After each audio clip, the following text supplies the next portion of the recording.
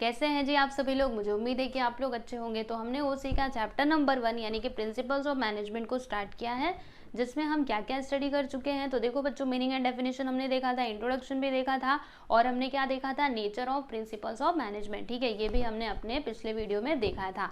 आज हम लोग क्या देखने वाले हैं बच्चों, तो सिग्निफिकेंस ऑफ मैनेजमेंट प्रिंसिपल्स, यानी ये जो मैनेजमेंट प्रिंसिपल्स है ना, इनका इंपॉर्टेंस हम लोग देखेंगे। देखो बच्चों, significance and importance both are same, दोनों का मतलब सेम ही होता है। तो अगर आपके एग्जाम में आया importance of principle management principle, तो आप क्या लिखोगे, सिग्निफिकेंस ही लिख करके आना, कंफ्यूज वहां पे नहीं होना है आपको। ठीक है, तो चलिए फिर फटाफट से इसको देख लेते हैं। देखो बच्चों, आपको समझा देती हूँ। जैसे कि अगर आपके एग्जाम में आया ये इंपॉर्टेंस लिखने के लिए मैनेजमेंट प्रिंसिपल्स के, तो सबसे पहले क्या लिखने का, बोलो क्या बताया मैंने, मीनिंग लिखने का, डेफिनेशन लिखने का। ठीक है, और फिर उसके बाद जो सिग्निफिकेंस दिया गया है वो यहाँ पे लिखने का। ठीक है, हर एक आंसर में मीनिंग एंड डेफिनेशन लिखने का ही। ठीक है, तो यहाँ पे टोटल कितने पॉइंट्स हैं बच्चों, टोटल 7 पॉइंट्स हैं, सबके सब बहुत ही आसान है। ओके, तो चलो बच्चों देखते हैं। यहाँ पे देखो पहला पॉइंट क्या है, provide useful insight to manager, यानी कि ये जो प्रिंसिपल्स है ना बच्चों, ये क्या करते हैं, तो जो मैनेजर होता है उसकी मदद करते हैं। किस में मदद करते हैं, जैसे कि बिजनेस के अंदर सबसे पहली बात तो वो ऑर्गेनाइजेशन को अंडरस्टैंड करने, उसको समझने में उनकी मदद करते हैं, मतलब मैनेजर की मदद करते हैं ये सारे प्रिंसिपल। इसके अलावा अगर आपके ऑर्गेनाइजेशन में कोई प्रॉब्लम अराइज होती है तो उसको कैसे सॉल्व करना है, उसको कैसे टैकल करना है, ये भी हमको बताता है कौन, ये सारे प्रिंसिपल्स। ठीक है, तो चलो बच्चों इसका फटाफट से एक्सप्लेनेशन देख लेते हैं। बहुत ही आसान एक्सप्लेनेशन यहाँ पे दिया गया है कि the principles of management help the manager to understand the organisation को अंडरस्टैंड करने में कौन हेल्प करता है बच्चों, ये सारे प्रिंसिपल्स। ठीक है, the study of principles helps to improve the understanding of the situation and problems. ठीक है, मतलब प्रिंसिपल की मदद से हम लोग क्या कर सकते हैं, सिचुएशंस एंड प्रॉब्लम्स को अंडरस्टैंड कर सकते हैं, समझ सकते हैं। ठीक है, it further helps the manager to find out the solution of the problem and handle the situation, यानी और ये क्या करते हैं प्रिंसिपल्स, तो मैनेजर की मदद करते हैं। ठीक है, किस में मदद करते हैं, to find out the solution of the problem, जो भी प्रॉब्लम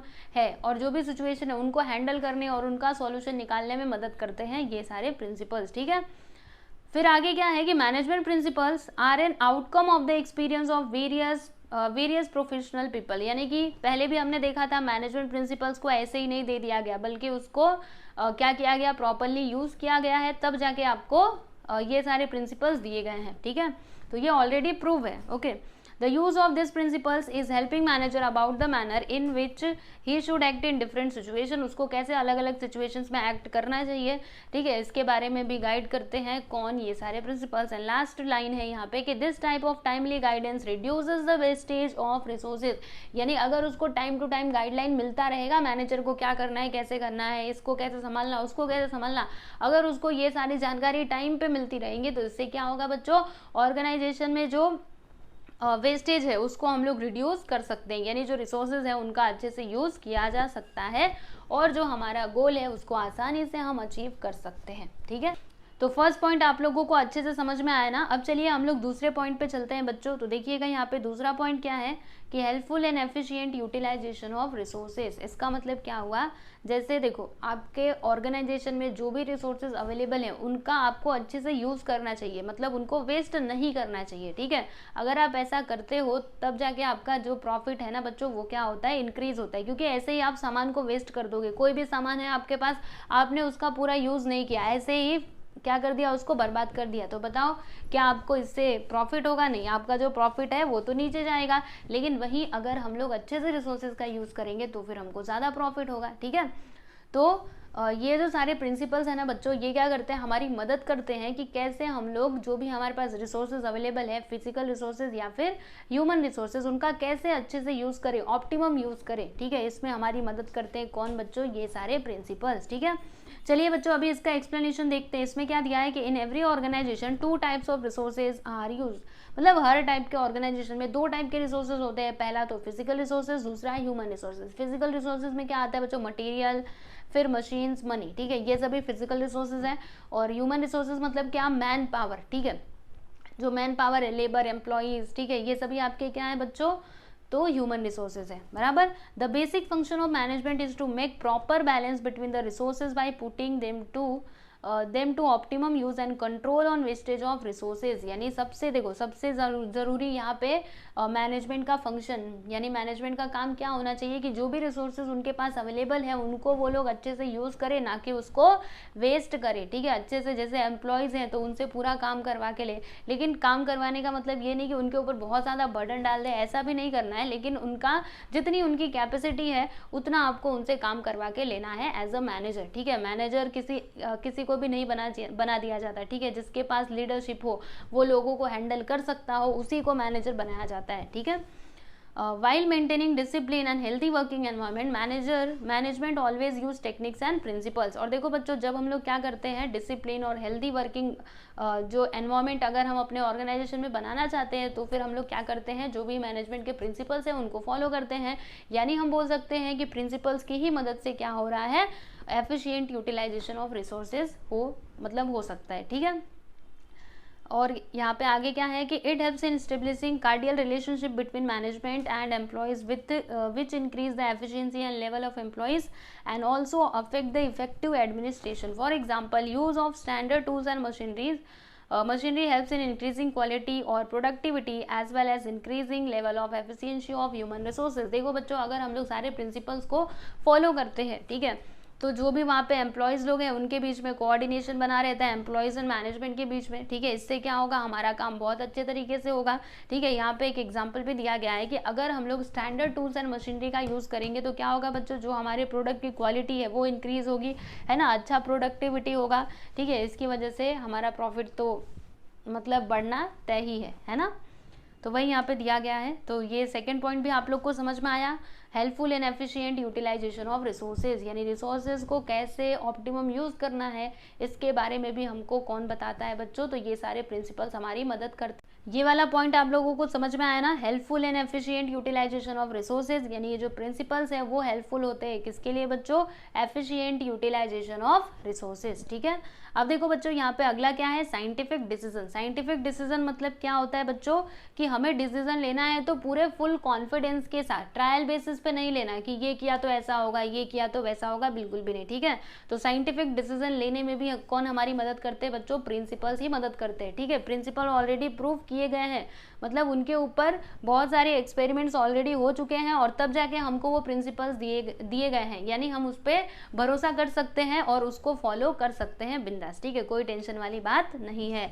तो देखिए बच्चों, इसका एक्सप्लेनेशन क्या दिया है कि in business organization scientific decision mean systematic और बैलेंस डिसीजन। साइंटिफिक मतलब बिजनेस ऑर्गेनाइजेशन में साइंटिफिक डिसीजन का मतलब क्या होता है बच्चों, साइंटिफिक डिसीजन में सिस्टमैटिक और बैलेंस डिसीजन। ठीक है, principles train the manager to handle the critical situations tactfully, otherwise the manager have to work always with trial and error method। देखो बच्चों, यहाँ पे जो मैंने आपको बताया था वही बात दी गई है कि जो प्रिंसिपल्स है ना वो मैनेजर को बताते हैं, ठीक है, कि उनको कैसे सिचुएशन को हैंडल करना है, टैक्टफुली मतलब सूझबूझ के साथ, समझदारी के साथ कैसे उनको डिसीजन लेना है, कैसे इस सिचुएशन को हैंडल करना है। ठीक है, वरना फिर वो, अगर ये सारे प्रिंसिपल्स नहीं होते, वो सोचते रह जाते कि ऐसा करूँगा तो ऐसा होगा, मतलब वो ट्राई करते रह जाते ना, फिर वो क्या करते, ट्रायल करते, तो हो सकता है कभी सफल हो जाए उसमें, कभी ना हो, लेकिन ये प्रिंसिपल की मदद से वो लोग क्या कर सकते हैं बच्चों, साइंटिफिक डिसीजन ले सकते हैं। ठीक है, with the use of various management principles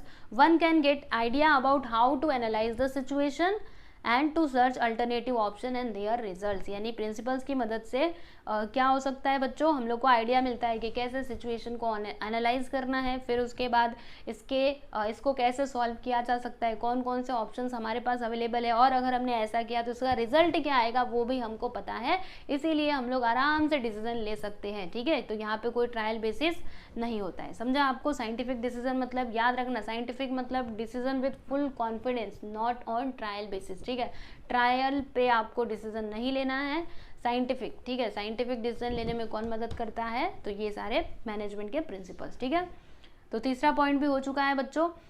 और नेक्स्ट यहाँ पे देखेंगे understanding social responsibility. Yes everyone, understanding social responsibility का मतलब क्या? देखो बच्चों, जैसे कि अगर आप बिजनेस कर रहे हो तो आपकी कुछ सोशल रिस्पॉन्सिबिलिटी भी है। ऐसा नहीं कि आप प्रॉफिट कमाने के चक्कर में लोगों को कैसा भी प्रोडक्ट दे दो, ठीक है, दिस इज नॉट फेयर, ये अच्छी बात नहीं है, ठीक है। तो आपको क्या करना है, अपने रिसोर्सेज का अच्छे से यूज तो करना है, उनका ऑप्टिमम यूज तो करना है, लेकिन साथ ही साथ आपको क्वालिटी प्रोडक्ट भी प्रोवाइड करना है एट रीजनेबल प्राइसेज। यानी कि अगर आप क्वालिटी प्रोडक्ट दे रहे हो तो ऐसा नहीं कि बहुत ज़्यादा प्राइस लगा दिया, ठीक है, तो ये भी सही बात नहीं होगी, ठीक है। आपको कुछ सामाजिक आपके कर्तव्य है, रिस्पॉन्सिबिलिटी है, जिन्हें आपको क्या करना पड़ेगा बच्चों, समझना पड़ेगा, ठीक है। तो चलिए देखते हैं इसमें क्या दिया है कि management principles are based on every aspect of organizations. They are not developed only from viewpoint of handling the resources effectively, but they guide management in understanding social responsibility of organizations. देखो बच्चों, ये जो आपके management के principles है ना, उनको develop किया गया है, तो मतलब बहुत सारे प्रिंसिपल्स है ना, ठीक है। तो उसमें बस इस बारे में नहीं बताया गया कि आप अपने रिसोर्सेज का कैसे अच्छे से यूज़ कर सकते हो, बल्कि इस बारे में भी बताया गया है कि आपको कैसे अपने जो सामाजिक जिम्मेदारी है उसको कैसे निभाना है। इसके ऊपर भी उन्होंने फोकस किया है, ठीक है। इसीलिए तो बोला गया था, हमने देखा था ना नेचर में कि all principles are equally important. बस आपने ये सोचा कि हम लोग क्या करेंगे, वेस्ट नहीं होने देंगे, रिसोर्सेज का अच्छे से यूज़ करेंगे, अच्छे से यूज़ करेंगे, और अच्छे से यूज़ करने के चक्कर में अगर आपका जो प्रोडक्ट है उसकी क्वालिटी बिगड़ गई तो तब तो एकदम घाटे में चले जाओगे ना। तो इसीलिए दोनों को मेंटेन करके हमको आगे बढ़ना है, ठीक है। तो सोशल रिस्पॉन्सिबिलिटी को समझने के लिए कौन हमारी मदद करते हैं? ये सारे प्रिंसिपल्स, ठीक है। So that they can focus on providing quality products at reasonable prices, ठीक है, रीजनेबल प्राइसेस को अंडरलाइन कर लो।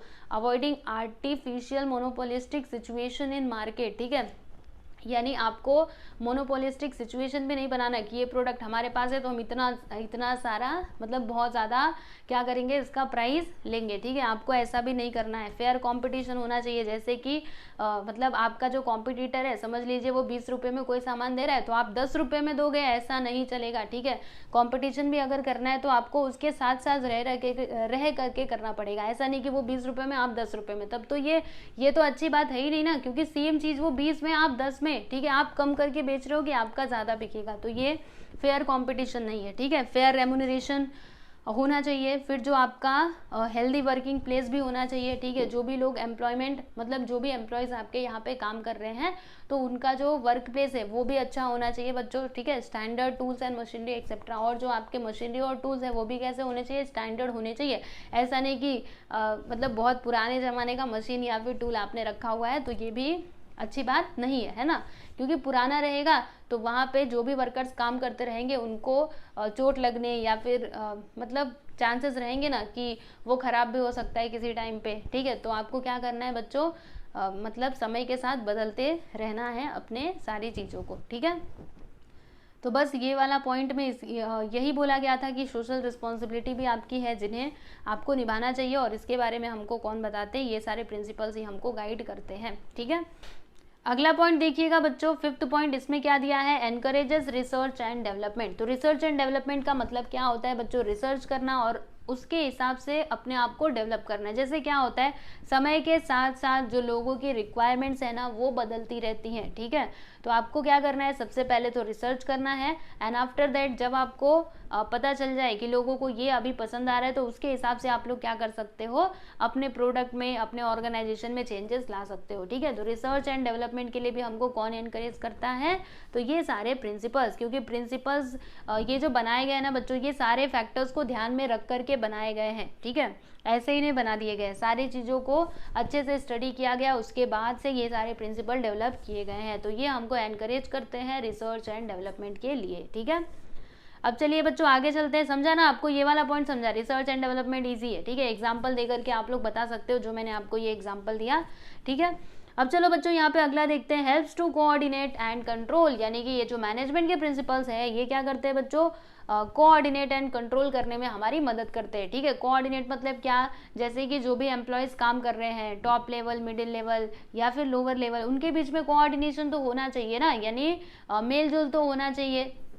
समझ में आ रहा है, तभी आप अपने ऑर्गेनाइजेशन के गोल को अचीव कर सकते हो। ठीक है, तो देखो बच्चों इसमें क्या दिया है कि management principles are the guidelines for better coordination and control, यानी अच्छे कोऑर्डिनेशन एंड कंट्रोल के लिए ये क्या है बच्चों, बहुत ही अच्छी गाइडलाइन होती हैं ये सारे प्रिंसिपल्स। ठीक है, it is very challenging to create coordination and cooperation among different employees working in different departments. Yes everyone, देखो सही बात है ना, मतलब लोगों के बीच में कोऑर्डिनेशन लाना ये बहुत ही चैलेंजिंग टास्क होता है। ठीक है, क्योंकि देखो हर एक का अपना विचार होता है ना, सब लोग एक जैसे नहीं होते, कोई और मतलब कोई जो है वो कुछ और सोचता है, दूसरा कोई और सोचता है, तो सबको एक साथ लेकर के कैसे चलना है वो हमको कौन बताता है, तो ये सारे प्रिंसिपल्स। ठीक है, it is also difficult task for manager to keep control on the performance of employees. देखो बच्चों ये भी बहुत डिफिकल्ट टास्क है कि वो एम्प्लॉयज के परफॉर्मेंस को कैसे कंट्रोल करे। ठीक है, कैसे उससे पूरा काम करवा के ले। Okay, management principles offer suitable system while establishing coordination and control, यानी कोऑर्डिनेशन एंड कंट्रोल करने के लिए ये जो मैनेजमेंट के प्रिंसिपल्स हैं दीज आर वेरी हेल्पफुल। ठीक है, फॉर मैनेजर। समझ में बात आई आपको, क्योंकि कोऑर्डिनेशन एंड कंट्रोल रहेगा तभी जाके अच्छे से काम हो पाएगा आपके ऑर्गेनाइजेशन का और आप अपने गोल को अचीव कर सकते हो। और अगर कोऑर्डिनेशन एंड कंट्रोल अच्छा नहीं है तो फिर आप कुछ भी नहीं कर सकते। ठीक है, तो ये पॉइंट बहुत ज़्यादा इंपॉर्टेंट है।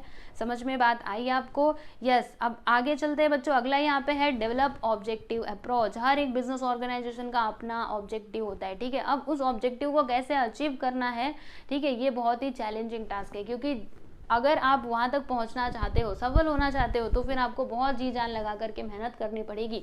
ठीक है, तो अभी ये सारे अगर प्रिंसिपल्स आप अपने ऑर्गेनाइजेशन में अप्लाई करोगे, प्रॉपरली उसको फॉलो करोगे, तो फिर आप अपने ऑर्गेनाइजेशन के गोल को अचीव कर सकते हो। तो with the help of various principles of management one can develop an objective approach. Manager can identify the business opportunities, root causes of the problems in correct manner. यानी सुनो ये जो प्रिंसिपल्स है ना, इनकी मदद से मैनेजर क्या कर सकता है बच्चों, बिजनेस अपॉर्चुनिटीज को आइडेंटिफाई कर सकता है। ठीक है, कोई भी प्रॉब्लम है तो उसका जड़ क्या है, जड़ तक पहुंचने में भी ये मदद करते हैं। ठीक है, और फिर उनको कैसे सॉल्व करना है, उसका अप्रोप्रिएट सॉल्यूशन भी हमको ये बताते हैं। ठीक है, it builds the confidence in the minds of the manager. देखो बच्चों, अगर प्रॉब्लम का पता चला, उसका सॉल्यूशन भी हमको पता चला, ठीक है, सारी चीजें अच्छे से हो गई, तो इससे क्या होगा, मैनेजर का जो कॉन्फिडेंस है वो क्या होता है, और बढ़ जाता है। समझ में बात आई आपको?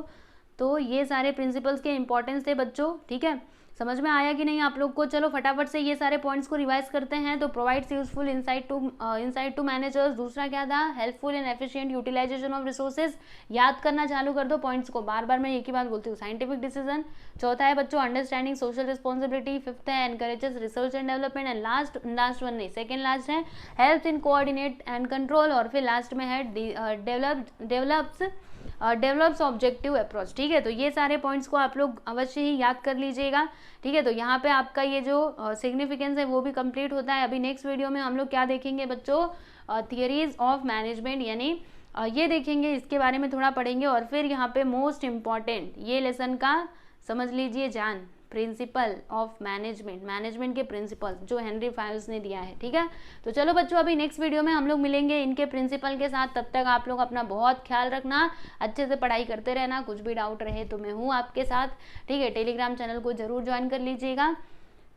ठीक है, चलो फिर चलते हैं। Good bye everyone.